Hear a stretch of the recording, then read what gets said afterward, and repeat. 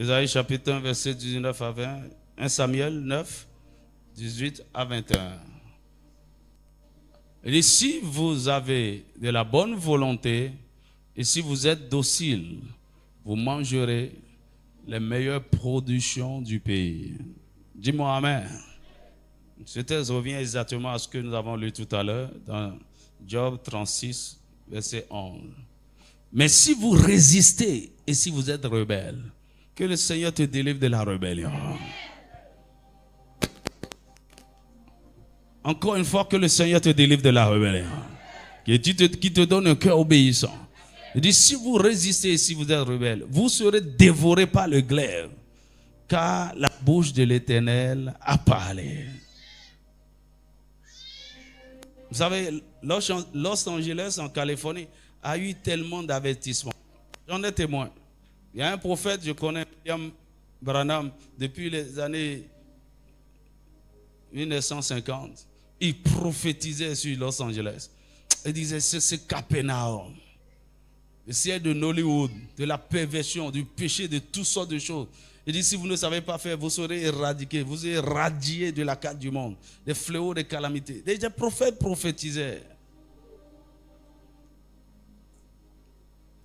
Mon ami, le Seigneur est en train de parler à quelqu'un. Tu continues dans la rébellion comme Dieu, dans la méchanceté. Tu fais des choses secrètes. Le jugement de Dieu est à ta porte. Tu abuses même de la miséricorde. Dieu t'a fait miséricorde.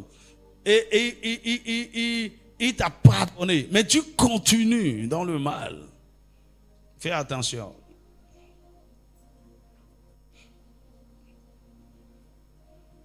Il dit, il dit, si vous résistez et si vous êtes rebelle, vous serez dévorés par le glaive, car la bouche de l'Éternel a parlé. Amen. 1 Samuel chapitre 9, verset 18. Il dit, Saül s'approcha de Samuel au milieu de la porte et dit, indique-moi, je te prie, où est la maison du voyant? Samuel répondit à Saül, c'est moi qui suis le voyant. Le Seigneur arrange pour toi des rencontres qui vont changer ta destinée. C'est moi. L'histoire de cet homme est sur le point d'être changée totalement. Il dit, c'est moi. Il cherchait les ânesses. Mais une rencontre va changer totalement sa destinée. C'est moi qui suis le voyant. Monte devant moi au haut lieu et vous mangerez aujourd'hui avec moi. Je te laisserai partir demain et je te dirai tout ce qui se passe dans ton cœur. Ne t'inquiète pas des ânesses que tu as perdues il y a 3 jours, car elles sont retrouvées. Et pour qui est réservé tout ce qu'il y a de précieux en Israël? Pour qui? N'est-ce pas pour toi et pour toute la maison de ton père? Mais quelle est cette parole étrange? Il y a quelque chose de précieux, de beau, de merveilleux de cette nation que le Seigneur a réservé pour toi. Oh, je n'aime pas ton amen. Saül répondit, ne suis-je pas benjaminite, de l'une des plus petites tribus d'Israël, et ma famille n'est-elle pas la moindre de toutes les familles de la tribu de Benjamin? Pourquoi donc me parles-tu de la sorte? Cela n'a rien à voir avec d'où tu viens, de tes origines, de ta famille. Ah, tu connais d'où je viens, mon village. Mais la bouche de l'Éternel a parlé. Et il change l'histoire de quelqu'un aujourd'hui. Est-ce que tu peux acclamer le Seigneur? Et assieds-toi dans sa présence alors que nous voyageons à travers la parole. Je voudrais demander ton attention spécialement ce matin. Saint-Esprit, communique-nous tes pensées. Parle à nos cœurs. Accorde-nous un esprit de sagesse et de révélation dans ta connaissance. Et révèle-nous tes pensées dans le nom de Jésus. Marebro sakatane brakata. Il dit, si vous êtes docile, si vous avez de la bonne volonté, vous mangerez les meilleures productions du pays. C'est le thème de mon message. Nous mangerons les meilleures productions du pays. Nous mangerons. Ok, je voulais mettre je. Est-ce que je, c'est pas mieux? Je mangerai. Dis avec moi, je mangerai les meilleures productions du pays.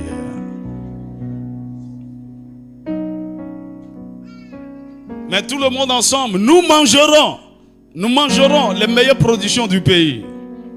Nous mangerons les meilleures productions de ce pays. De ce pays, le Bénin.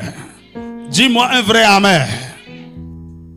Écoutez, la parole de Dieu est pratique. Dieu parlait à Judas en particulier, aux enfants d'Israël. Il dit, vous mangerez les meilleures productions du pays. Le pays que je vous ai donné en héritage. Le pays dans lequel vous vivez. Vous savez, selon Actes chapitre 17, à partir du verset 24, Dieu reconnaît les délimitations et les limites de chaque pays. Surtout en Afrique en ce moment. Tu vas me dire, oh, c'est à la conférence de Berlin, les gens se sont assis pour partager l'Afrique. Dieu était dedans. Dans tous les cas, il reconnaît le Bénin dans sa forme, dans sa superficie, dans ses limites aujourd'hui. Dis-moi un vrai amen. Dis-moi un vrai amen. Il est en train de te dire que tu mangeras.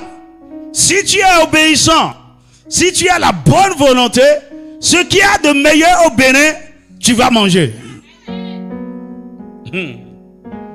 Ce qu'il y a de meilleur dans ce pays, il va te l'accorder.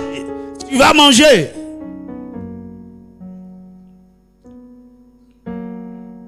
Vous savez, tous les pays de la terre sont riches. Vous n'avez aucune idée de combien tous les pays sont riches. Combien le Niger est riche. Combien la Somalie est riche. Combien le Burundi. Il n'y a aucune terre que Dieu a créée misérable, désertique. C'est-à-dire, ils peuvent ne pas avoir certaines choses, mais ils ont quelque chose. Va en Arabie Saoudite, ils ont le désert, ils ont toutes sortes de choses, mais Dieu les a bénis à quelque chose pour compenser le désert. Dis-moi un vrai amen. Mais est-ce que tu sais combien le Bénin est riche? Écoutez, le Burkina va devenir quelque chose d'extraordinaire. En 2011, j'étais en retraite à Tangueta. Je vais visiter les pays du Sahel. Et je vais manifester ma gloire. Ils vont entrer dans une dimension de prospérité. Surtout à partir de leur sous-sol. Tu vois ce qui se passe actuellement au Mali. Dieu a béni les terres. Et pendant que nous étions en train de parcourir tout le pays, il y a beaucoup de richesses au Bénin. Dieu nous a montré. Il dit, d'ici à ici, il y a ça. D'ici à ici, il y a ça. Mon ami, nous le savons. Ils ne le savent pas. Dis-moi un vrai amen. Tu n'as aucune idée des richesses dans sur notre terre et sous notre terre. Mais le Seigneur attend que ses fils soient aux commandes dans les nations pour libérer ses ressources. Dis-moi un vrai amen. Et il veut que, en tant que son enfant, tu puisses jouir de ce qu'il y a de meilleur. Est-ce que tu jouis de ce qu'il y a de meilleur en ce moment?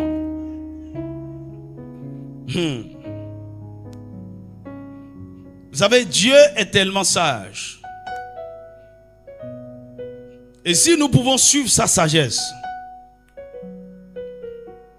nous serons les plus heureux sur la terre. Les personnes les plus heureuses sur la terre. Mais Satan nous a trompés et nous suivons sa tromperie. Nous croyons que c'est ça qu'il nous faut. Mon ami, on n'a pas besoin de poursuivre les choses de ce monde, de poursuivre l'argent, de poursuivre, viens avoir ceci, viens avoir ceci. Suis Dieu, sois obéissant. Aie la bonne volonté et tu mangeras le meilleur. Point. Dis-moi amen. Mais Satan nous a trompés. Il dit faut pas suivre Dieu. Faut pas lui obéir. Cherche le meilleur pour toi-même. Et nous finissons ainsi dans la frustration. Que le Seigneur nous aide. Que le Seigneur nous aide. Et ce qui est terrible, c'est que beaucoup viennent à l'église en train de chercher le meilleur. Ils veulent utiliser Dieu pour chercher ses meilleures choses. Il veut avoir une meilleure maison, il veut avoir une voiture, il veut avoir ceci. Les gens doivent savoir que moi aussi. Mon ami, tu n'as même pas besoin. Parce que le moment viendra, Dieu lui-même va t'embarrasser par la bénédiction. Et tu auras même honte, tu auras peur.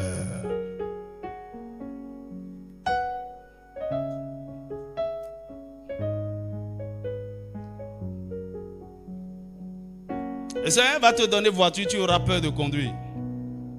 Parce que c'est...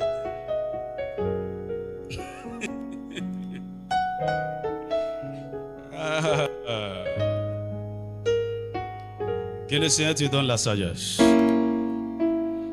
Dis encore avec moi, nous mangerons les meilleures productions du pays. Alors une question, quel est le but ultime de la vie chrétienne? Qu'est-ce que nous poursuivons? En suivant Jésus, c'est quoi la finalité? Il y a un but ultime, ok, que je peux décomposer en trois. Le but c'est quoi? Premièrement, c'est d'être transformé à l'image de Christ. Lorsque j'ai reçu Jésus, ce que je dois poursuivre en premier, c'est ma transformation. Ce n'est pas les choses de ce monde. Je veux un emploi, passer prier pour moi, je veux un mariage, je veux ceci. Il y en a même qui pensent que tout va bien avec eux. Ils sont ok. Ils sont ok. Si Dieu peut leur donner l'argent maintenant, ça va aller. Donc, le premier but, c'est quoi? Notre transformation à l'image de Christ. Parce que nous sommes tous venus déformés, pervertis. Le deuxième but, c'est accomplir notre destinée en Christ. Il y a un plan merveilleux. Il y a quelque chose d'extraordinaire que Dieu a préparé pour nous, avant de nous manifester sur la terre. Il y a une raison qui justifie ton existence sur la terre. Et tu dois découvrir cela et l'accomplir. Et ce n'est possible que lorsque tu es en Christ. Dis-moi amen. Et le troisième but, le but ultime, c'est de gagner le ciel à la fin de ton voyage terrestre. Lorsque tu déposeras les armes et tu vas expirer le dernier soupir, tu iras où? Au ciel ou en enfer? Ou même lorsque tu tombes et tu meurs maintenant. Il y en a qui ne pensent même pas à la mort. Hein. Ils pensent qu'ils sont immortels. Jusqu'à ce que la mort les surprenne. Mais je prie pour toi, la mort prématurée ne sera pas ta portion. Hein. Dis-moi un vrai amen.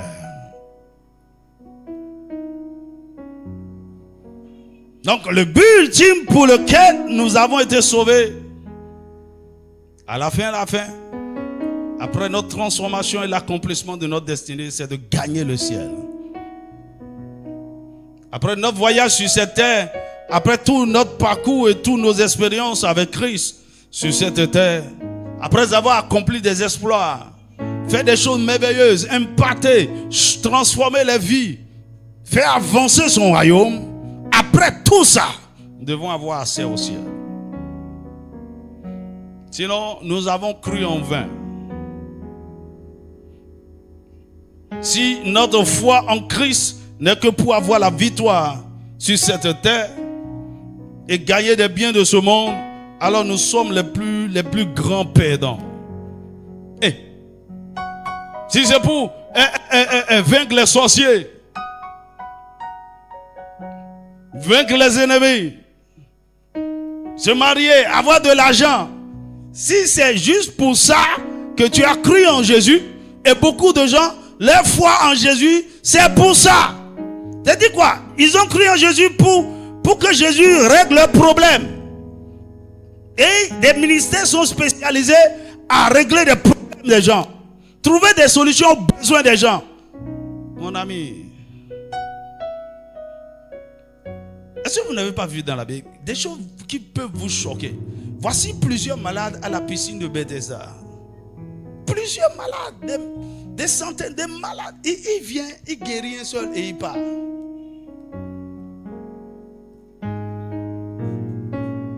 Dis-moi amen. Ça veut dire que c'est pas la chose la plus importante. Hein? Il y a certaines infimités. L'homme qui a servi le Seigneur avec passion, avec gloire, il était malade. Il a crié à Dieu. Seigneur, enlève-moi, délivre-moi de cette infimité. Dieu ne l'a jamais guéri. Alors qu'il l'utilisait pour guérir d'autres, pour ressusciter les morts. Il dit, ma grâce te suffit. Dis-moi amen. Mon ami, il y a quelque chose de plus puissant, de plus excellent, de plus glorieux que ces petits choses que nous sommes en train de poursuivre. Il dit à Jérémie, hey, pour bien me servir, toi tu ne vas pas te marier. Le mariage n'est pas quelque chose c'est notre société qui fait que vraiment, j'ai déjà 35 ans, mon ami, la chose la plus importante, c'est pas ça. Votre joie, votre épanouissement ne se trouve pas dans le mariage. Ça se trouve dans l'accomplissement de votre destinée. Mais ça, tu ne veux pas t'en occuper. Donc si c'est seulement ça que nous croyons en Jésus, toutes tes prières, c'est ça. Seigneur, donne-moi ceci, fais-moi ceci. Mon ami, nous sommes les plus grands perdants. Donc, Jésus a versé son sang, il est mort sur la croix. Pour que tu te maries, pour que tu aies maison. Écoute, tu n'as pas besoin de ça. Dans le monde, les gens se marient. Ils ont de meilleures voitures, powerful voitures. Dis-moi amen. Ils brassent l'argent, ils font... Si notre espérance dans cette vie n'est que terrestre, sans une perspective céleste, alors nous sommes les plus malheureux. 1 Corinthiens chapitre 15 verset 19 dit, 1 Corinthiens 15, 19, il dit, si c'est dans cette vie seulement que nous espérons en Christ, nous sommes les plus malheureux de tous les hommes. Notre espérance, donne ta vie à Jésus, qui est d'abord une mauvaise communication. Il va te délivrer, il va te guérir, il va te donner ceci, il va te... Arrêtez de prêcher ce genre d'évangile.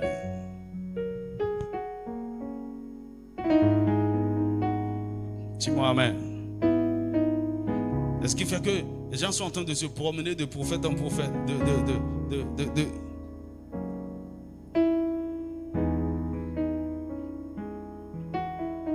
Si c'est seulement pour les choses terrestres, mon ami, la Bible dit nous sommes les plus malheureux. La version parole vivante dit, il dit si pour nous la communion avec le Christ n'avait été rien de plus qu'un espoir placé en lui durant cette vie et pour la vie présente, espoir chimérique que la mort ferait évanouir. Parce qu'après la mort, tout ça, ça disparaît. Ça n'a pas de sens.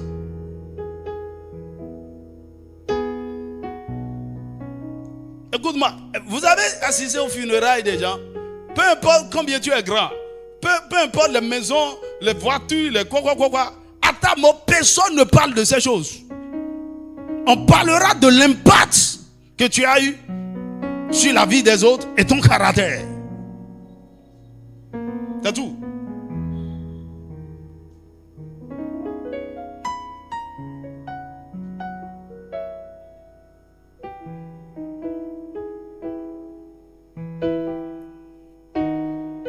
Un pasteur est mort et puis sa femme est en train de pleurer de façon incontrôlable. Il dit, oh vraiment, la mort de cet homme lui a fait trop mal. Hein. Et puis un autre homme de Dieu est venu aux funérailles.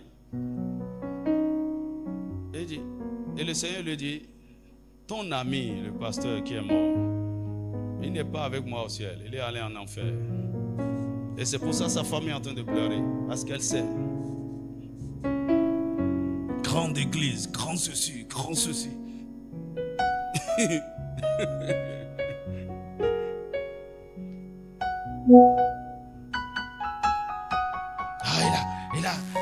Il a. Vraiment, mon ami, c'est de ça que je suis en train de parler. Au ciel, il n'y aura pas coupure de courant. Jésus est la lumière de la cité. C'est sur ça que tu veux t'appuyer. Ah, ma chambre est climatisée. Hey, si tu vas en enfer, il faut amener ton climatiseur. Il ne faut pas oublier. Des choses. Quand les esprits impurs viendront te chercher et dire, ah, attendez. Il faut prendre mon climatiseur. J'ai oublié la commande. Il faut prendre la commande. Parce que c'est une suite, je vais prendre en enfer là-bas. Il y a beaucoup d'argent. Que le Seigneur nous aide. Dis-moi un vrai amen.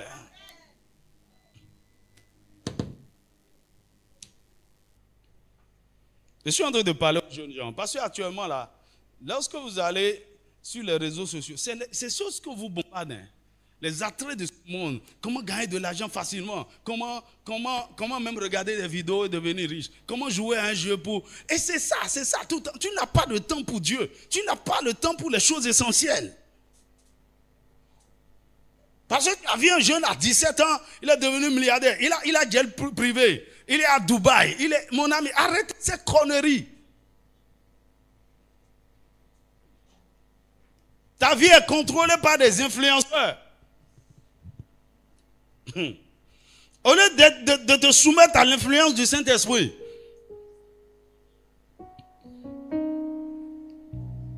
Il dit, espoir chimérique que la mort ferait évanouir. Il dit, nous serons les plus à plaindre parmi les hommes. Nous serons les plus à plaindre parmi les hommes.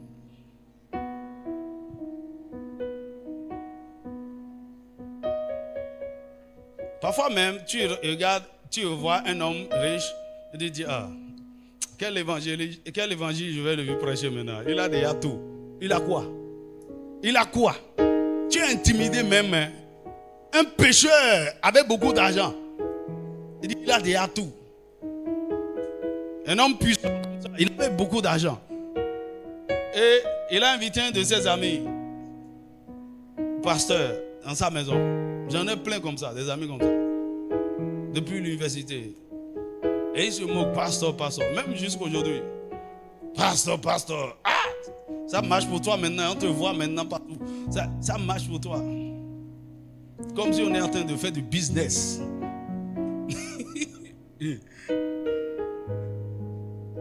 Et son ami lui prêche, il dit, mon frère, accepte Jésus.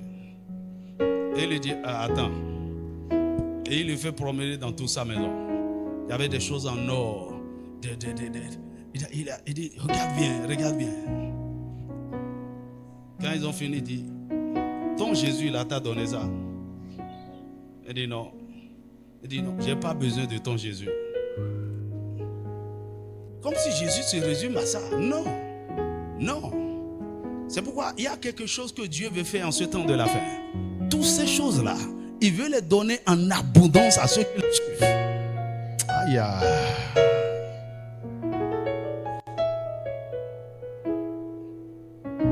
Ok? Afin que les gens comprennent que ce n'est pas une affaire de j'ai l'argent, j'ai ceci. Alors cet homme qui dit, ah, j'ai pas besoin de ton Jésus, quelques mois seulement après, il s'est retrouvé dans un problème juridique et il allait en prison. Il a appelé son ami le pasteur. Il dit, prie pour moi. Il dit, je vais prier pour toi au nom de qui? Il dit, ah, au nom de Jésus, non? Il dit, ah, mais tu avais dit, j'ai pas besoin de ton Jésus. Il dit, oh, il faut laisser ça, il faut prier. Il a besoin de ton Jésus. Ok, donc ce Jésus-là, il est là pour régler les problèmes, pour m'empêcher d'aller en prison. Voilà la mentalité que les gens ont de lui.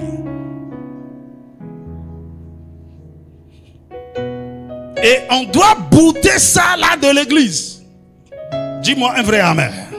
Cela ne vous sert vraiment à rien de gagner tout ce monde si nous perdons notre âme. Matthieu chapitre 16 verset 26, il dit, et que servirait-il à un homme de gagner tout le monde s'il perdait son âme? Ou que donnerait un homme en échange de son âme? Malheureusement, le diable a détourné l'attention de beaucoup de chrétiens du ciel.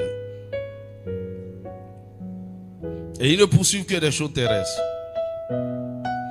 Oh, que Dieu ait pitié de nous. Dis-moi un vrai amen.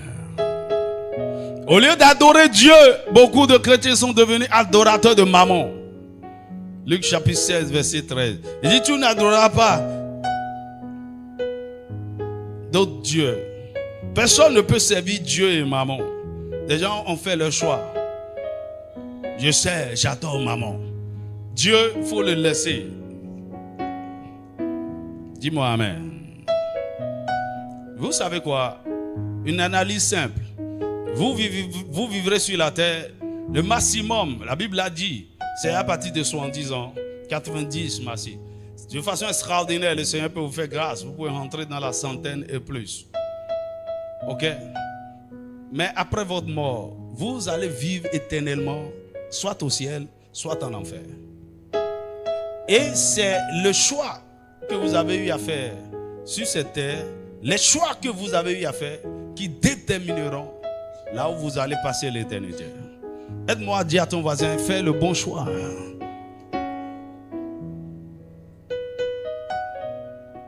Je préfère être pauvre, méprisé sur cette terre et aller au ciel que de tout posséder et de finir ma course en enfer.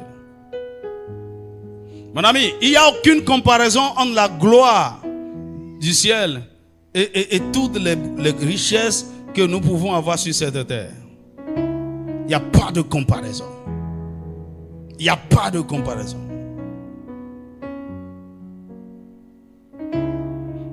C'est pourquoi la Bible nous dit que nous devons constamment travailler pour notre salut. Philippiens chapitre 2, verset 12. Nous devons travailler constamment pour notre salut. Pour ne pas manquer le ciel. Je prie que le Seigneur te donne un aperçu du ciel. Un avant-goût du ciel. Pour que tes regards soient focalisés sur l'essentiel. Dis-moi un vrai amen.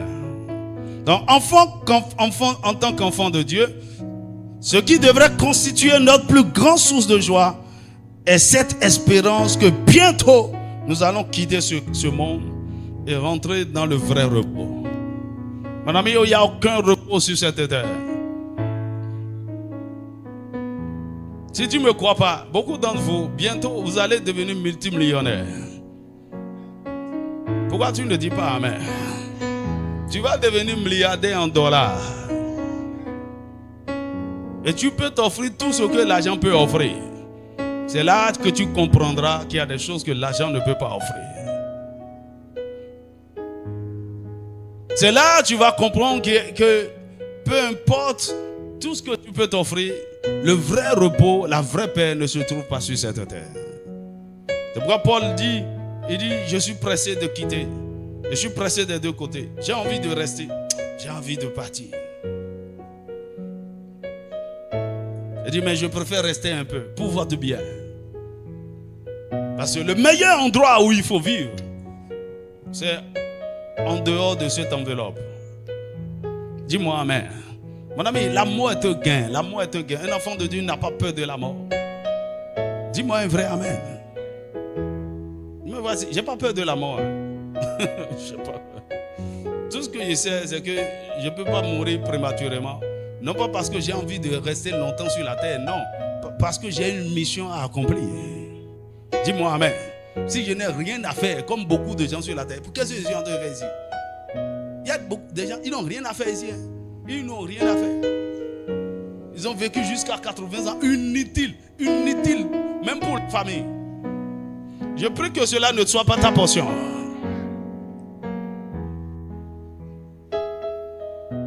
Il y a tellement de choses que le Seigneur attend. Attend de toi. Attend de moi. C'est pourquoi tu ne dois pas accepter que quelqu'un te raccourcisse la vie.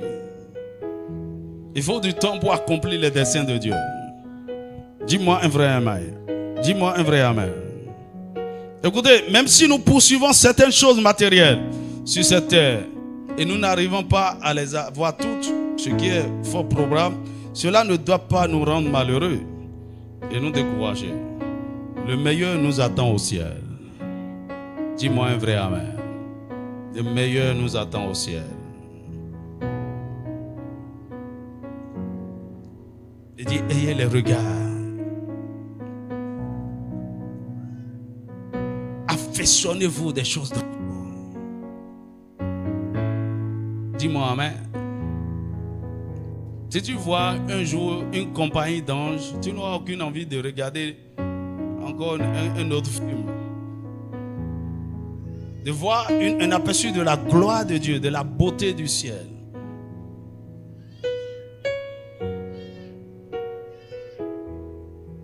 Dis-moi amen.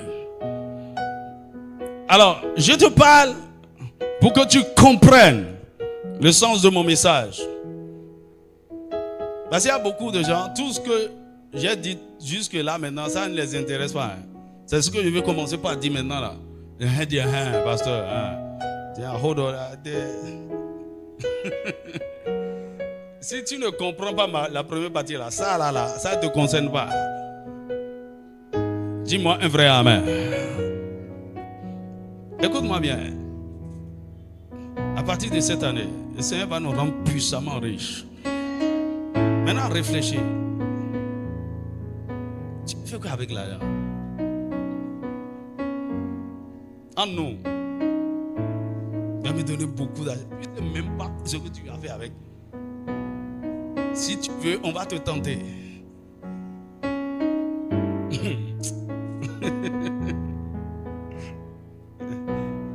Tu crois que tu as des besoins? Hein?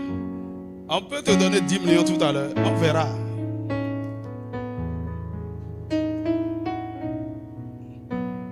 Et tu comprendras que mettre de l'argent, beaucoup d'argent entre la main d'un fou, c'est vraiment de la bêtise. Il y a beaucoup de gens qui ont de l'argent, des ressources aujourd'hui. C'est vraiment un gaspillage de ressources. Parce qu'ils ne savent pas à quoi ça sert, à quoi ça devait servir. Et beaucoup de gens sont comme ça.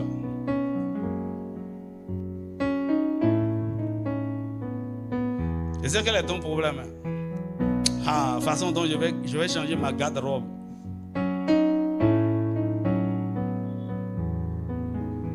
C'est une femme qui se plaignait. Marie, tu ne m'achètes pas les choses. Regardez, je ne peux même pas sortir. Je n'ai pas d'habit pour sortir.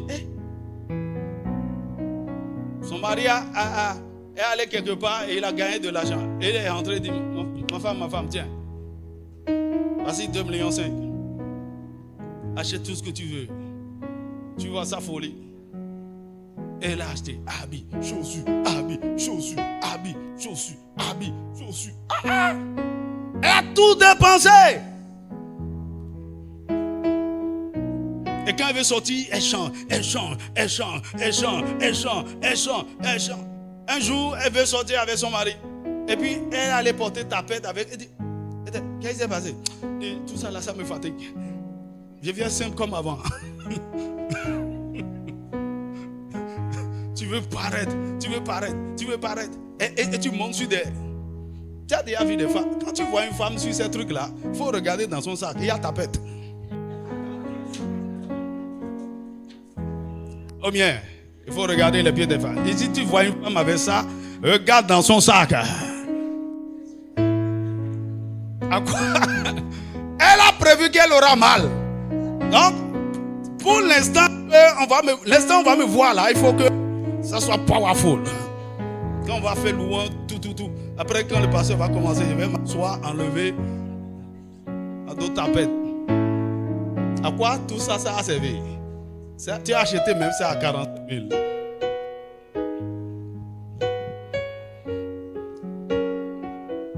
Mon ami, il y a des choses plus importantes et intéressantes. Et c'est sur ça que je vais attirer ton attention. Écoute, j'ai une grande soeur, son mari est riche. Et bon, il a un peu d'argent. Un jour, je suis entré dans sa chambre. Et puis je regardais là où elle met des chaussures. J'ai vu 3 paires de chaussures. Elle dit, c'est toutes tes chaussures ça? Elle dit, oh, il y a besoin de quoi? C'est toi. Elle dit, toi tu es différent. Hein? Elle dit, oui, hein? Les gens m'insultent en pagaille. Et elle me dit, toi tu ne profites pas bien de l'argent de ton mari. Tout ça là, c'est pour faire quoi? Et tu achètes des chaussures comme si tu voulais ouvrir un magasin. Il y en a même, c'est une fois tu as porté. Parce qu'après avoir porté, tu dis ça mais c'est trop. Tu n'avais pas essayé avant d'acheter. Et tu as gaspillé l'argent.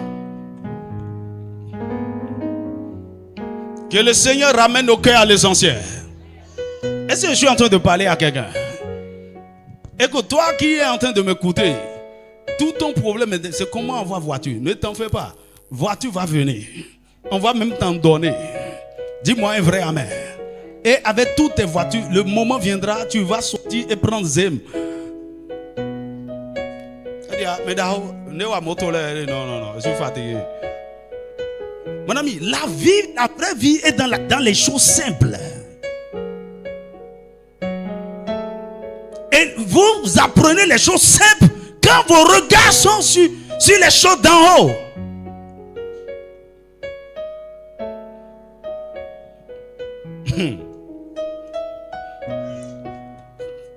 Dis-moi un vrai amen.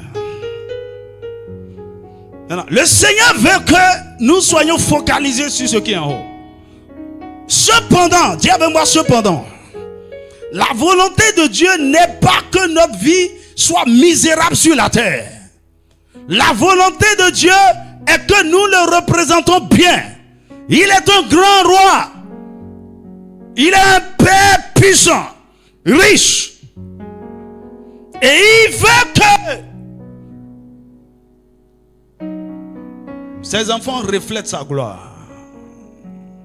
Dis-moi amen. La Bible dit que Dieu prend plaisir dans la prospérité de ses enfants. Dans Jean chapitre 10, verset 10, il dit le voleur vient pour détruire, égorger, pour voler. Mais je suis venu pour vous donner une vie abondante, afin que vous soyez dans l'abondance. Dis-moi amen. Dieu s'intéresse à notre bien-être sur la terre. Il veut que notre vie soit confortable. Il veut nous donner sur la terre un avant-goût de la gloire qui nous réserve au ciel. C'est pourquoi il nous dit dans sa parole, Isaïe chapitre 1 verset 19, il dit: si vous avez de la bonne volonté et si vous êtes docile, vous mangerez les meilleures productions du pays. Ça c'est la version Louis II. La version française courant dit, il dit: si vous êtes bien disposé, si vous m'écoutez, vous pourrez vous nourrir des bons produits du pays. Version Sommet, il dit: si vous vous décidez à m'obéir, vous mangerez les meilleurs produits du pays. Dis-moi amen. Alors ce texte originellement était adressé aux enfants d'Israël. Dieu exigeait leur obéissance qui leur garantirait de jouir des meilleures productions du pays. Dis-moi amen. Et vous pouvez voir, donnez-moi Deutéronome chapitre 6, verset 10 à 12.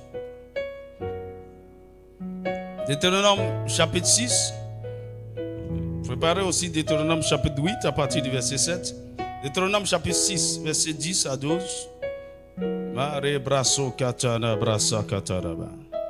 Il dit: l'Éternel ton Dieu te fera entrer dans le pays qu'il a juré à tes pères, Abraham, à Isaac et à Jacob de te donner. Tu posséderas de grandes et bonnes villes que tu n'as point bâties. Tu as entendu? De grandes et bonnes villes. Quand je te dis on va bâtir cité, tu crois que c'est quelque chose qui... c'est pour montrer qu'on va bâtir? Non. Des maisons qui sont pleines de toutes sortes de biens et que tu n'as point rempli. Des citernes creusées que tu n'as point creusées. Ça c'est piscine. Des vignes et des oliviers que tu n'as point plantés. C'est Dieu qui est en train de parler. Je vais vous donner ça. Lorsque tu mangeras et te rassasieras, garde-toi d'oublier l'Éternel qui t'a fait sortir du pays d'Égypte, de la maison de servitude. Va dans Deutéronome 8. Deutéronome 8, on peut prendre du verset, laissez-moi vérifier, du verset 7.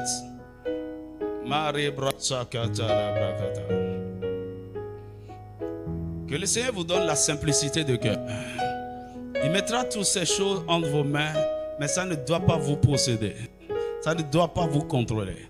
D'ailleurs, toutes ces choses doivent être utilisées uniquement pour sa gloire. Il dit: car l'Éternel ton Dieu va te faire entrer dans un bon pays, de cours d'eau, de sources et de lacs, qui jaillissent dans les vallées et dans les montagnes. Dis-moi amen. Pays de froment, d'orge et de vignes, de figuiers et de grenadiers, pays d'oliviers et de miel. Pays où tu mangeras du pain avec abondance, où tu ne manqueras de rien. Dis-moi amen. Toi qui dis, vraiment, si j'avais l'argent, je vais manger poulet tous les jours, poulet rôti. Ne t'en fais pas. Tu auras l'argent. Et je dis, tu vas manger, dis non, je n'ai pas l'appétit. Non, tu veux manger, non, fais-moi un peu de concombre avec un peu de salade, mets un peu de sel dedans. Je n'ai pas besoin de vinaigrette. C'est tout, oui. Mais tu ne comprends pas.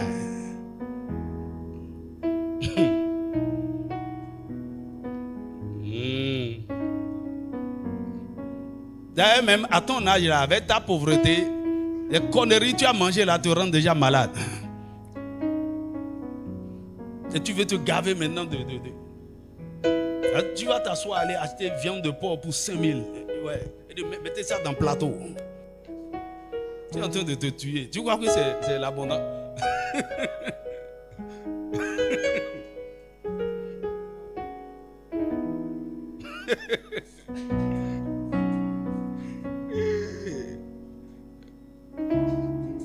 Tu sais, ma prière est dit, Seigneur, il n'y a pas un repas on peut manger une fois chaque année. Et puis c'est fini. Quand tu prends ça le 1er janvier, ça fait...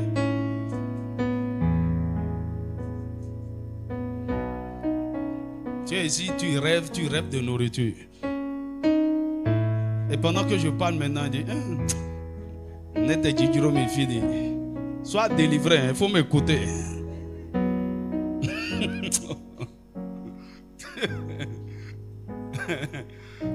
Les enfants d'Israël veulent de la viande, non. Dieu dit, ok, vous voulez la viande, non. Je vais vous donner. Vous allez manger, ça va sortir par vos narines, ça va sortir par vos oreilles, ça va. C'est pour vous dire que l'homme ne vivra pas de pain seulement, mais de toute parole qui sort de la bouche de Dieu.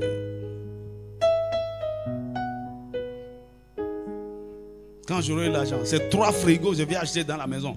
Et je vais mettre ça, une boisson. Ça là, c'est...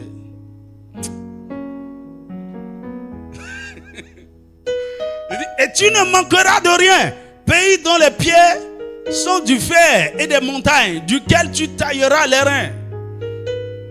Allons-y vite. Lorsque tu mangeras, tu auras rassasié. Tu béniras l'Éternel ton Dieu pour le bon pays qu'il t'a donné. Mon ami, tous les pays sont bons. Tous les pays. Il dit, garde-toi d'oublier l'Éternel ton Dieu au point de ne pas observer ses commandements, ses ordonnances et ses lois que je te prescris aujourd'hui. Verset 12. Lorsque tu mangeras, tu rassasieras. Lorsque tu bâtiras et habiteras de belles maisons. Ça, c'est la volonté de Dieu. Lorsque tu verras multiplier ton gros et ton menu bétail, s'augmenter ton argent et ton or, et s'accroître tout ce qui est à toi. Ça, c'est la volonté de Dieu. Il dit, prends garde que ton cœur ne s'enfle et que tu n'oublies l'Éternel ton Dieu qui t'a fait sortir du pays d'Égypte, de la maison de servitude. Verset 15. Qui t'a fait marcher dans ce grand et affreux désert où il y a des serpents brûlants et des scorpions, dans des lieux arides et sans eau, et qui a fait jaillir pour toi de l'eau du rocher le plus dur, qui t'a fait manger dans le désert la manne inconnue à tes pères, afin de t'humilier et de t'éprouver pour te faire ensuite du bien. Garde-toi de dire en ton cœur, ma force et la puissance de ma main m'ont acquis ces richesses. Garde-toi. Il dit, il veut te les donner. Dis-moi un vrai amen. Souviens-toi de l'Éternel ton Dieu, car c'est lui qui te donnera la force pour acquérir, afin de confirmer, comme il le fait aujourd'hui, son alliance qu'il a jurée à tes pères. Mais il veut nous donner ces choses-là. Pourquoi?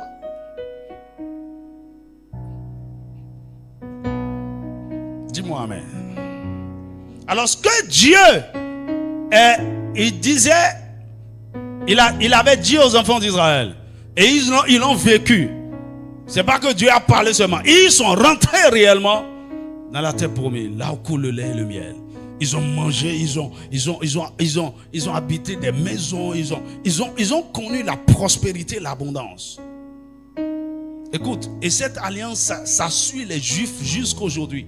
Allez partout, ils contrôlent l'économie du monde. Ils contrôlent l'économie des États-Unis. Ils sont puissants. Bien-aimés, ceci s'applique à nous aussi aujourd'hui, dans cette dispensation de la grâce ou du royaume. Si nous sommes en Christ, en addition, si nous avons la bonne volonté et si nous sommes obéissants, nous mangerons les meilleures productions du pays. C'est-à-dire, nous aurons les meilleures des bénédictions de Dieu. Les meilleures des bénédictions matérielles et financières. Nous habiterons des meilleures maisons. Nous porterons les meilleurs habits. Nous roulerons les meilleures voitures. Nous mangerons les meilleures nourritures. Nous aurons les meilleurs mariages. Les meilleures familles. Les meilleurs emplois. Les meilleures entreprises. Toutes ces bonnes choses nous seront ajoutées si nous nous préoccupons de son royaume. Dis-moi amen. Est-ce que quelqu'un me suit?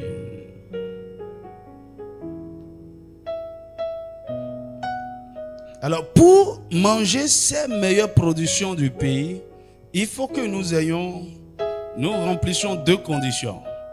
Premièrement, avoir la bonne volonté et deuxièmement, obéir. Que nous soyons obéissants. Deux choses seulement.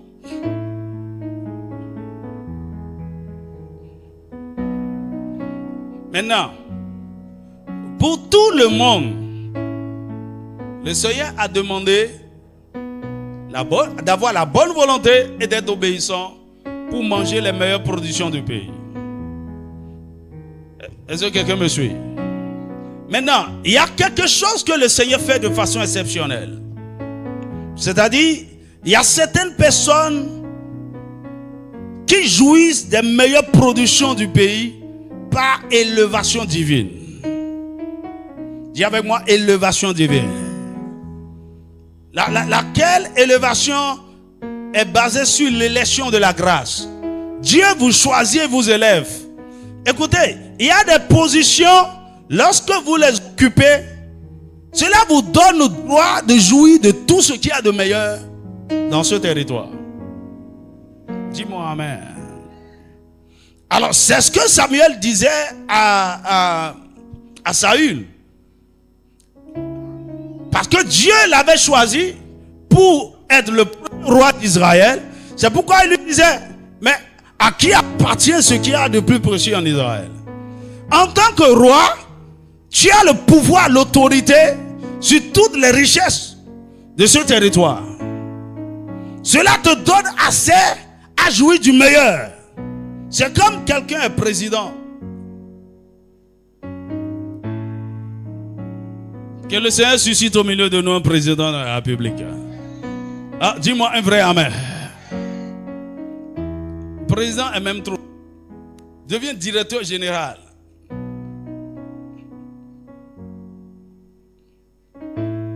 Ça dit quoi? Je veux pas parler d'une entreprise que tu as créée toi-même et tu es en train de te battre pour faire prospérer et tout.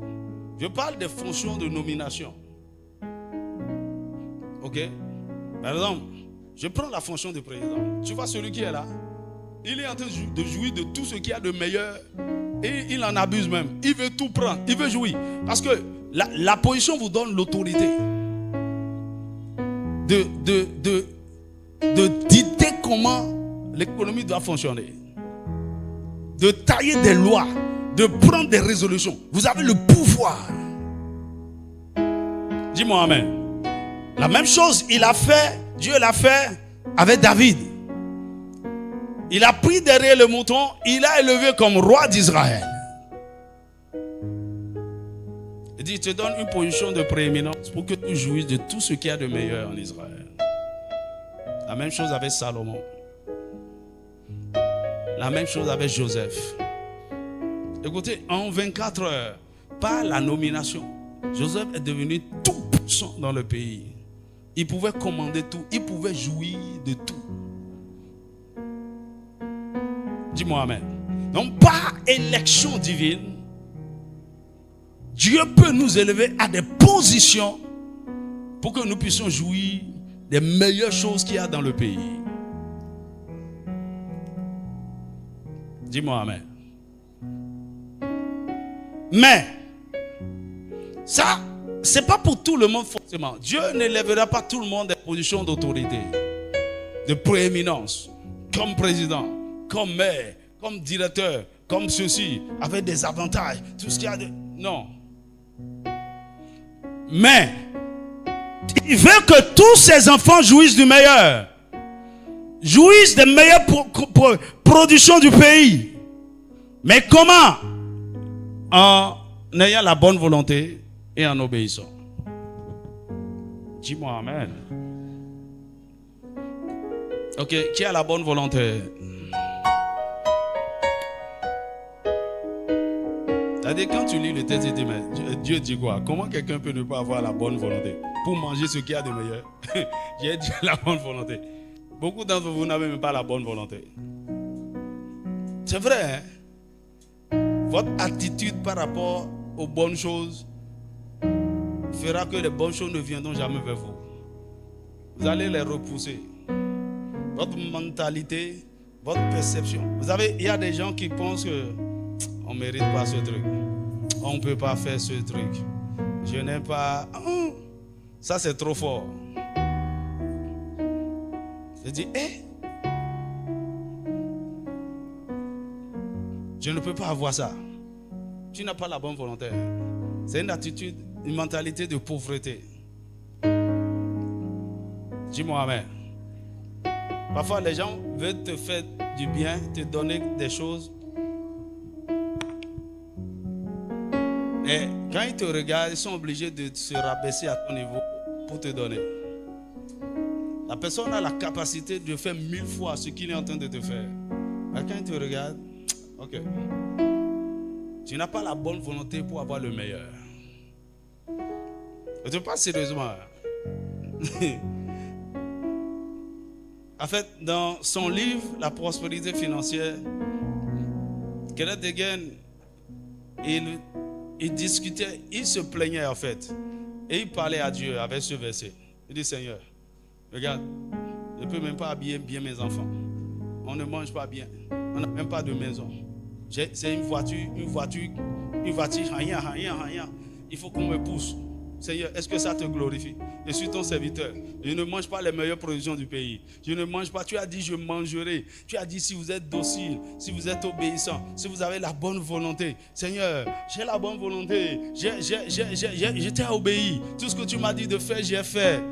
Mais je ne mange pas ce qu'il y a de meilleur dans le pays. Et il priait, il jeûnait. Le troisième jour, le Seigneur lui a parlé. Il dit, j'ai entendu tes plaintes. Mais ce n'est pas ma faute. C'est ta faute si tu ne jouis pas du meilleur. Il dit, mais comment? Je ne t'ai pas obéi. Tout ce que tu m'as dit de faire, je dis oui, tu m'as obéi. Tu es dans ma volonté. Tu es en train de faire exactement ce que je t'ai demandé de faire. Il dit, et après? Il dit, mais tu n'as pas la bonne volonté. Il dit, comment? Comment je n'ai pas la bonne volonté? Il dit, quand le Seigneur a dit ça, il a compris exactement que c'est quelque chose qui ne va pas. Il dit, en 30 secondes, j'ai eu la bonne volonté. Il s'agit d'un réajustement mental.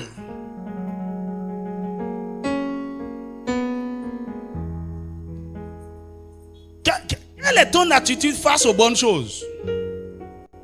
Il y a même des gens ici, vous êtes avares vis-à-vis de vous-même. Ce n'est pas que vous êtes en train de faire une bonne gestion de ressources. Vous êtes avare. Les bonnes choses ne peuvent pas venir vers vous. Dis-moi amen. Avoir de la bonne volonté, c'est être disposé et être prêt ou résolu dans son cœur pour manger le meilleur. Être disposé, être prêt et résolu dans son cœur pour manger le meilleur. C'est avoir la révélation que Dieu nous a réservé le meilleur. C'est-à-dire quoi? Dieu a le meilleur. Il est propriétaire du meilleur. Il nous a réservé le meilleur. Il veut nous donner le meilleur. Et je crois que je mérite le meilleur. Est-ce que quelqu'un me suit? Donc j'ai la révélation, j'ai la conviction et j'ai la foi que le meilleur venait à moi. Parce que Dieu ne peut rien nous faire, ne rien nous donner si nous n'avons pas la foi. Donc avoir la révélation, la foi, le désir et la mentalité, la transformation mentale qu'il faut pour recevoir le meilleur et aussi le but du meilleur. Quand Dieu te donne le meilleur dans le pays, les meilleures choses en abondance, c'est pourquoi?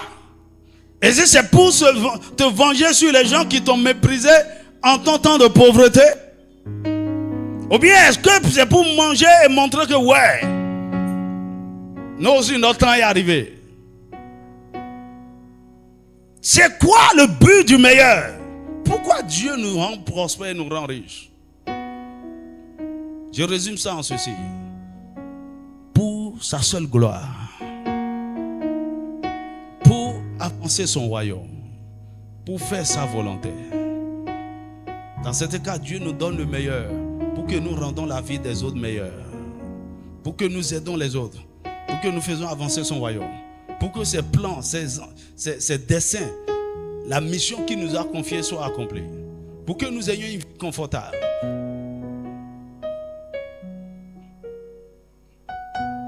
Dis-moi amen.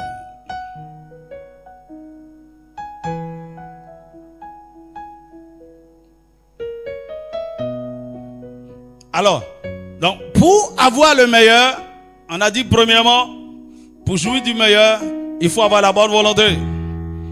Aide-moi à demander à ton voisin, est-ce que tu as la bonne volonté?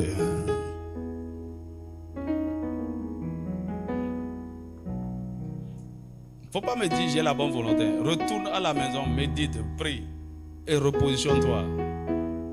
C'est une disposition de cœur qui crée une atmosphère d'attraction de bonnes choses dans ta vie.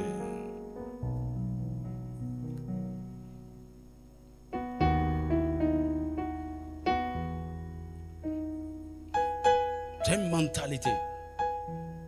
C'est la mentalité de quelqu'un qui est riche. Tu vois, actuellement nous sommes en affaire avec certains partenaires et ils veulent nous acheter à des millions de dollars. Là, il dit, on ne veut pas. Mon ami, c'est la mentalité des gens qui sont riches, qui savent que le meilleur leur arrive. Ils savent qui ils sont et ils ne compromettent pas leurs valeurs. Ils ne se vendent pas. Dis-moi amen. Maintenant, lorsque tu as la bonne volonté, il faut maintenant obéir. Et notre obéissance doit prendre en compte 3 volets. Ou doit s'articuler autour de 3 axes. Suis-moi bien. Hein? L'obéissance dont il s'agit là, c'est de quoi la Bible parle exactement. C'est obéir à quoi? On va dire, ouais, obéir au commandement de Dieu, obéir à ses instructions. Mon ami, le commandement de Dieu se résume en une seule chose. Aimer Dieu. Donc, le premier volet de l'obéissance, c'est aimer Dieu. Aimer Dieu, c'est obéir au plus grand commandement qui résume toute la loi et les prophètes. Matthieu chapitre 22, versets 36 à 40. Matthieu 22, 36 à 40. Donnez-moi Deutéronome 30, verset 15 à 16. Deutéronome chapitre 30, verset 15 à 16. Nebraso kataraba. Aimer Dieu. Et j'ai enseigné l'année dernière longuement sur aimer Dieu. Deutéronome 30, 15. Il dit, vois, je mets aujourd'hui devant toi la vie et le bien, la mort et le mal. Car je te prescris aujourd'hui d'aimer l'Éternel ton Dieu, de marcher dans ses voies et d'observer ses commandements. Donc, lorsque tu aimes Dieu, cela t'amène à marcher dans ses voies, d'observer ses commandements, ses lois et ses ordonnances, afin que tu vives et que tu multiplies. Et que l'Éternel ton Dieu te bénisse dans le pays dont tu vas entrer en possession.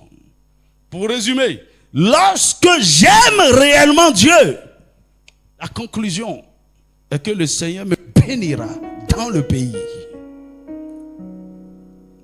Dis-moi amen. Aide-moi à demander à ton voisin, est-ce que tu aimes Dieu? Ah ouais, moi j'aime Dieu. Il y a beaucoup de menteurs. Moi, j'aime Dieu. Donc, la première des choses, lorsque nous parlons de l'obéissance, c'est aimer Dieu. Deuxièmement, c'est obéir à notre appel. Obéir à notre appel. C'est-à-dire, accomplir fidèlement votre mission. Ce pourquoi le Seigneur vous a sauvé ou vous a créé. Découvrir et poursuivre le but de Dieu pour votre vie. Actes chapitre 13, verset 1 à 3. Actes chapitre 20, verset 24. Écoutez, c'est dans votre appel, c'est au cœur de votre mission que Dieu vous réserve le meilleur. Si vous voulez jouir du meilleur, rentrez au cœur de ce que Dieu vous a appelé à faire. Entrez dedans. Si tu veux avoir le meilleur et arrive à discerner clairement ce que le Seigneur t'a appelé à faire, et reste là. Pour d'autres, il t'a appelé à être musicien, à chanter. Reste là. C'est là où tu auras le meilleur. Il t'a appelé à être politicien. Il t'a appelé à être homme d'affaires. Il t'a appelé à être pasteur. Il t'a appelé à être médecin. Il t'a appelé à être quoi? Donc ici, il ne s'agit pas de se lever par ambition et de décider de faire de votre vie ce que vous voulez. De choisir ce qui vous plaît. Non. Si c'est ça, tu es passé à côté.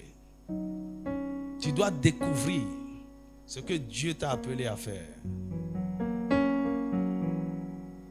Si ce n'est pas que le Seigneur m'a montré ce qu'il m'a appelé à faire, je ne serais pas ici. Je suis au cœur de ma mission. Et c'est au cœur de votre mission. Et où le Seigneur vous a appelé? Au cœur de votre mission. Dans votre territoire. La mission qu'il vous a confiée, ça doit s'accomplir quelque part. Ou bien ça doit commencer quelque part. Ça doit être établi, enraciné. Ça doit avoir une base sur la terre. Dans un pays. Si ça se fait ailleurs, vous n'allez pas jouir du meilleur. Est-ce que quelqu'un me suit? Et lorsque vous êtes au cœur de la volonté de Dieu, là où il veut que sa volonté soit accomplie, vous serez surpris de comment le ciel va déverser les bénédictions en abondance sur vous. Dis-moi amen. Et la troisième chose, par rapport à l'obéissance, c'est aimer la terre du pays. Ne pas dire aimer le pays. Il dit, tu mangeras les meilleures productions du pays. Tu ne peux pas manger les meilleures productions du pays ou de la terre que tu n'aimes pas. Du pays ou de la terre que tu méprises. Oh, moi, j'aime pas le Bénin. Tout mon souci maintenant, c'est d'aller au Canada. Il faut vite partir. Oh, moi, j'aime pas Calavi. Mon ami, on n'a pas choisi Calavi. Il s'est nous envoyé à Calavi. Et là où Dieu vous a amené, vous a envoyé, il faut aimer le pays. Il faut aimer l'endroit là. Et je vais vous dire ceci. Pour avoir parcouru tout le pays est beau. Tous les endroits sont merveilleux et extraordinaires. Et parfois je me demande qu'est-ce que tout le monde cherche à Cotonou. Honnêtement. Allez à Banikwara, vous serez étonnés. Si le Seigneur me donne le choix d'aller vivre quelque part, en tout cas, ce n'est pas à Calavi ni à Cotonou. Il fait bon vivre. Il y a tout ce qu'il y a de meilleur. Écoutez, vous allez voir bientôt, il y a de grandes agglomérations économiques qui vont se créer un peu partout dans le pays à l'intérieur. Et Cotonou ne ressemblera plus à rien à côté de tout. Dis-moi un vrai amen.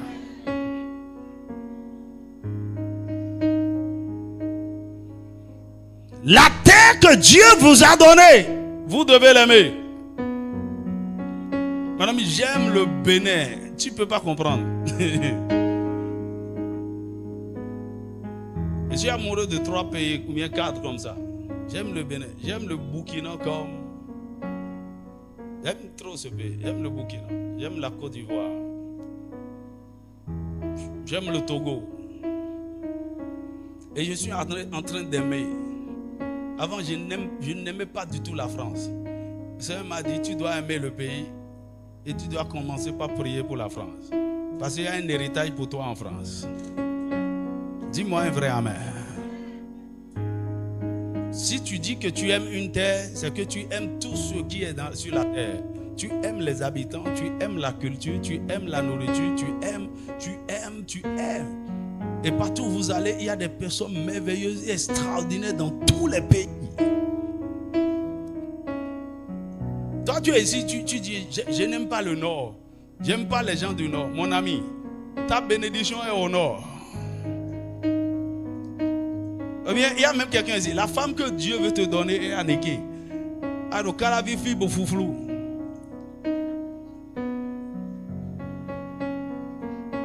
C'est là où se trouve ta bénédiction. Dis-moi un vrai amen.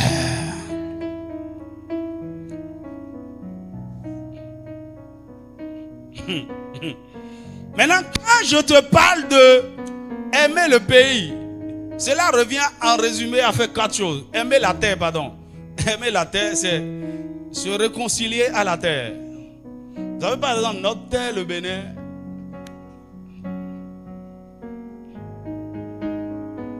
est en colère à cause des souillures, des abominations, des sangs qui sont versés, et même par tes parents.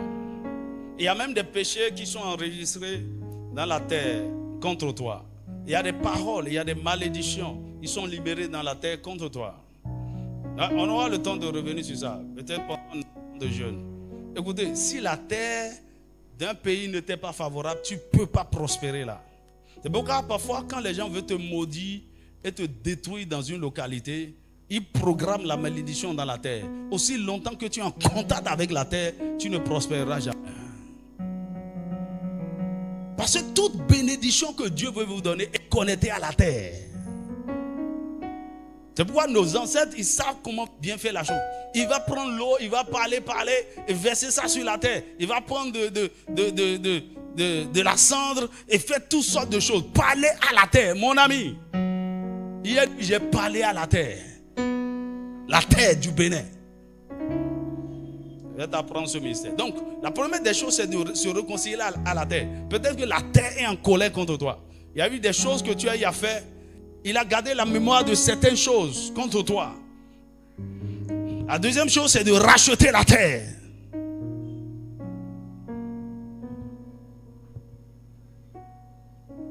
Racheter la terre, racheter tout ce qui est en elle. Les richesses et bénédictions, les ressources naturelles. Racheter la terre. Par le sang de Jésus. Parce que beaucoup d'entre vous, vos terres sont déjà vendues. Satan a livré ça entre les mains de l'ennemi. Votre terre promise, c'est déjà vendu. Vous devez racheter. La troisième chose, se marier à la terre. Ok, même si tu ne comprends pas, écrit. Après, tu vas comprendre. Vous devez vous marier à la terre. Tu vois, la meilleure façon de jouir les bénédictions de quelqu'un, d'un homme ou d'une femme, c'est par le mariage. Et la terre est une épouse. La terre est une mère. Et puis, ailleurs, les gens parlent de la mère terre, la terre mère. C'est des mystères. Vous devez vous marier à la terre. Rentrer en alliance avec la terre. Et sur la base de cette alliance, tout ce qu'elle a en elle, elle vous livre ça. La quatrième chose, c'est être prêt à conduire la terre dans sa destinée. Être disposé à conduire la terre dans sa destinée. Vous savez, il y a une destinée pour chaque terre, pour chaque nation, pour chaque pays. Et le diable a perverti. Et ses fils sont partout en train de pervertir. Par exemple, le plan de Dieu pour le Bénin, ce n'est pas ça qu'ils sont en train de faire. Ils veulent instaurer le vaudou et tout ça. Ce n'est pas ça. Maintenant, sur chaque terre, Dieu a suscité des fils pour amener cette terre dans sa destinée. Pour ramener cette terre dans la volonté parfaite de Dieu. Et c'est le travail que nous sommes en train de faire depuis des années. Madame, la terre ne peut pas oublier ceux qui travaillent pour sa délivrance.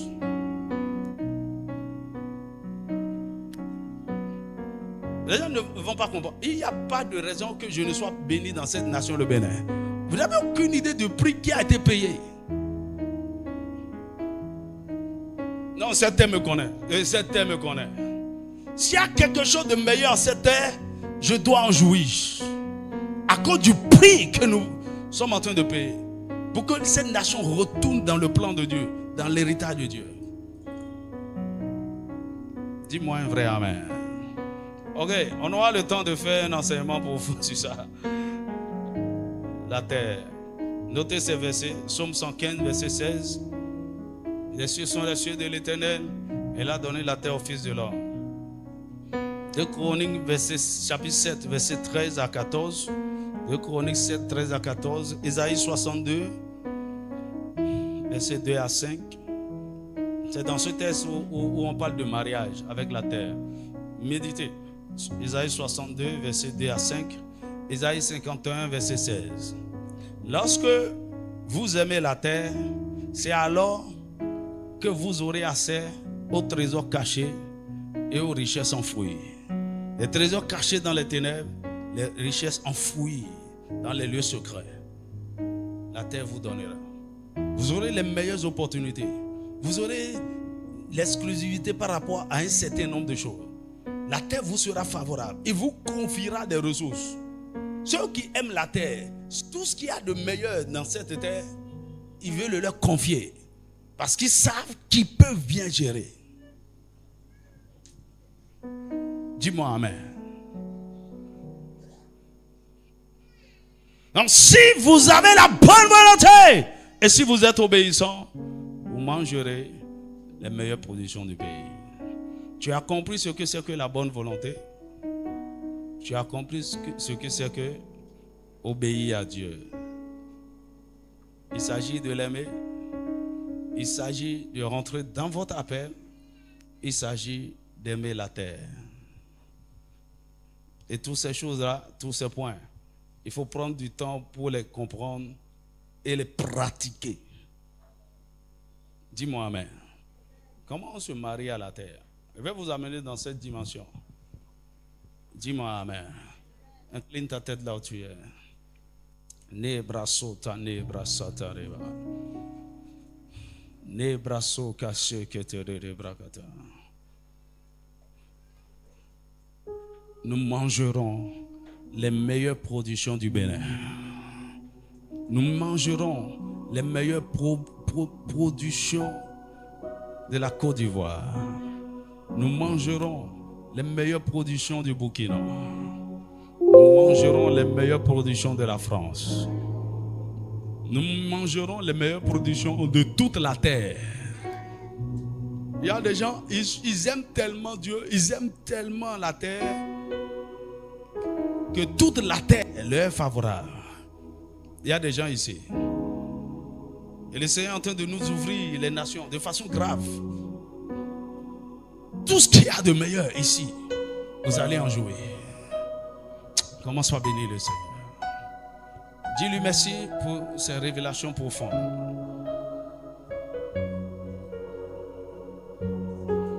Écoute, tu te lèves dans un pays, tu vas bâtir entreprise, tu vas bâtir ministère. Si tu ne comprends pas le mystère que je suis en train de partager là, Tu vas transpirer en vain.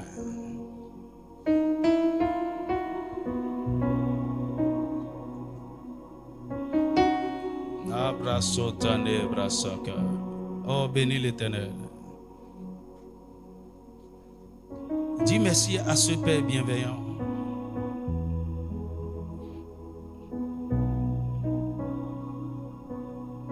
Qui ne nous laisse pas ignorants, mais nous révèle ses intentions. Il veut que nous jouissions du meilleur. Il veut nous donner le meilleur. Il veut nous accorder le meilleur. Il dit, si vous avez la bonne volonté, et si vous êtes obéissant, vous mangerez les meilleures productions. Seigneur, merci pour cette intention noble en notre faveur. Oh Dieu de gloire, assurément, je mangerai les meilleures productions de mon pays. Je mangerai les meilleures productions de la terre, là où tu m'as positionné. Et en particulier, les meilleures productions de notre cher pays, le Bénin. En cette année favorable, quand on te parle d'un temps favorable, c'est que la terre est favorable en cette saison.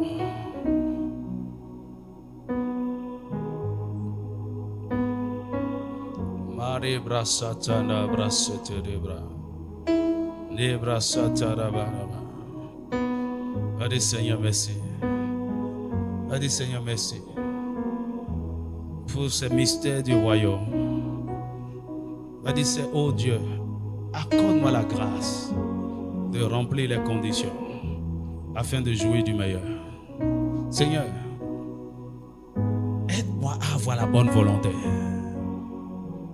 Aide-moi à avoir la bonne volonté. Aide-moi à avoir la bonne volonté. Mon cœur est bizarre, mes pensées sont bizarres. Seigneur, aide-moi à avoir la bonne volonté. Enseigne-moi ce que c'est que la bonne volonté.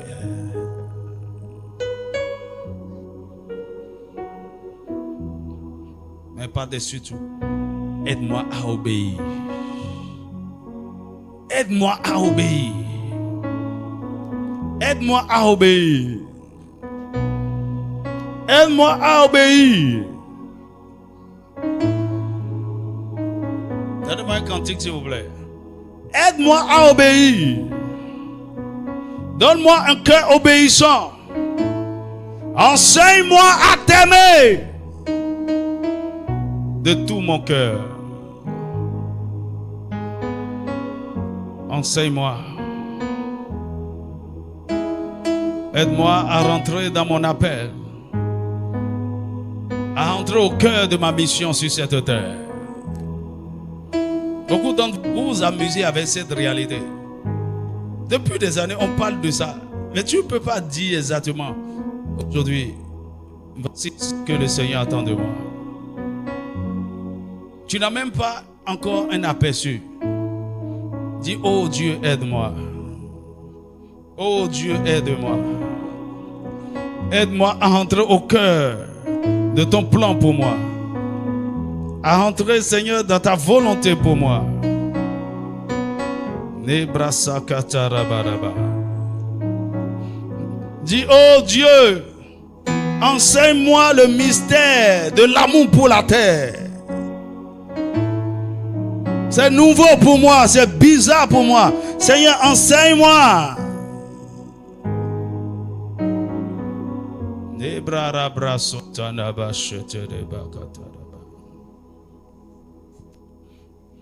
Obéis, obéis, c'est la voix de Dieu.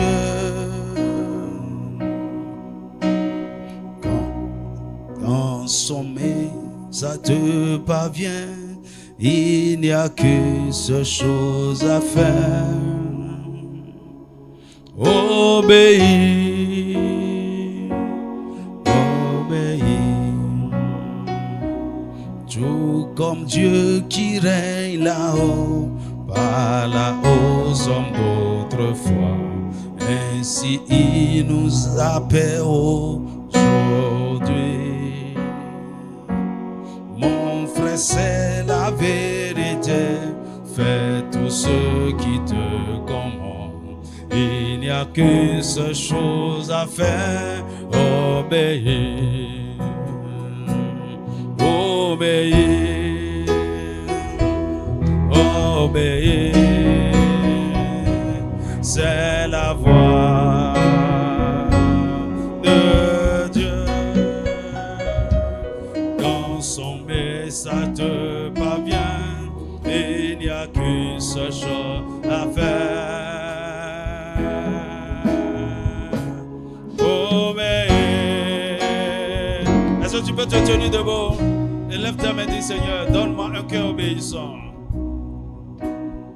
Si tu veux, tu peux chanter avec moi. C'est le cantique 21. Es-tu dans les mains de Dieu?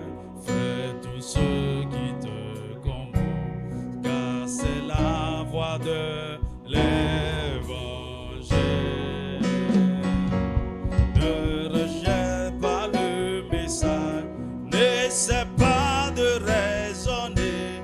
Lorsque le Seigneur te parle, obéis, obéis, obéis, obéis, obéis, obéis. C'est la voix de Dieu.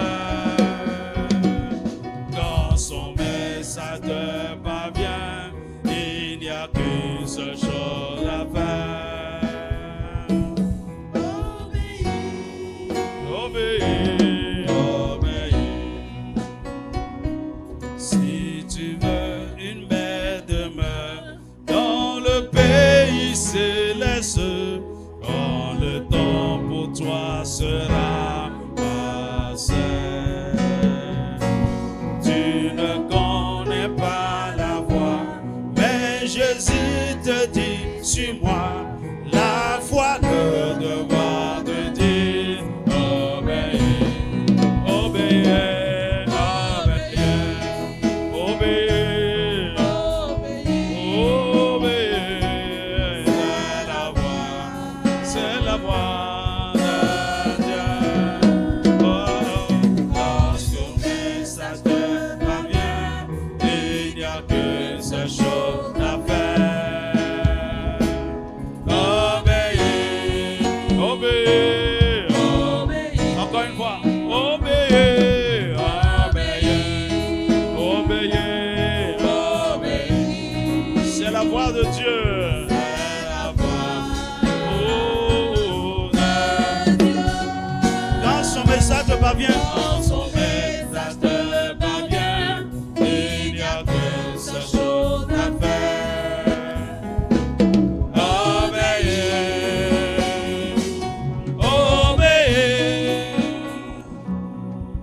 Ouvre ta bouche encore, Seigneur. Donne-moi un cœur obéissant. Donne-moi la révélation et la compréhension de ce mystère. Et accorde-moi un cœur obéissant. Un cœur obéissant. Un cœur obéissant. Un cœur obéissant.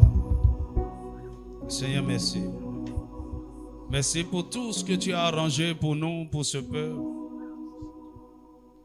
De meilleur dans cette nation.